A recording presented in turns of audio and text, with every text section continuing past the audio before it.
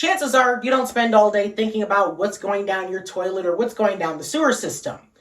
But people over at Toledo's Bayview Wastewater Treatment Plant do, 24/7, 365.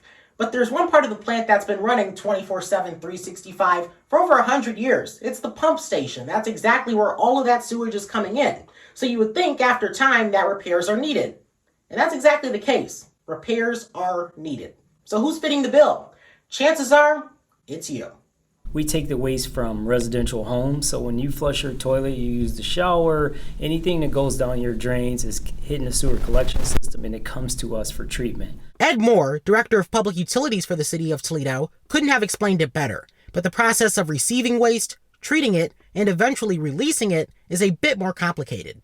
We clean the liquids and then we clarify it and then we chemically treat it to sanitize it and we release it back out to the waterway. Now the solids are treated in a different manner. They're pressed, dewatered, and then we use the biosolids for, we can beneficially reuse it on farmlands, or if we don't have the ability to apply to the farmland during certain times of year, we put it in a landfill. So that's a simplification of this process, but I was able to get a partial tour of the plant, which focused mainly on where repairs are needed. That included the Bayview Pump Station, which is over 100 years old. It's actually listed on the state's Registry of Historic Buildings. The station's also connected via a tunnel under the Maumee River to the East Toledo Pump Station, just across the river. As you can see, both are similar architecturally. But the issue is upgrades at Bayview, which have happened over the years, are needed once again, and they will be expensive. Moore puts the price tag at about $900 million, money that will likely come from increased rates, which you, of course, will have to cover over a span of a few years.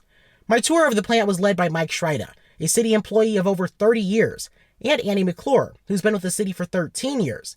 The plant, which doesn't just serve Toledo, had its most recent major upgrade back in 2006. As we toured the chlorine treatment as well as the grit removal and grease removal parts of the plant, I got to ask Schreida about his story and why he continues in this line of work years later. How did I get into this line of work? By accident. I mean, I applied for an engineering job, and when they interviewed me and they accepted me, they said, okay, you're assigned to water reclamation, and I came here.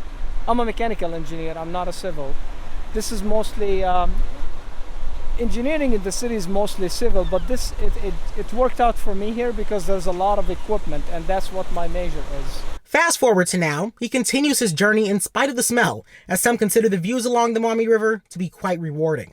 And for McClure, building the future of a major treatment plant isn't something new, as he led the city through improvements to the Collins Park water treatment plant. Finally, as time progresses, we'll learn more about just how much Toledoans will be paying for the price of pumping. Reporting in Toledo, I'm Jaden Jefferson.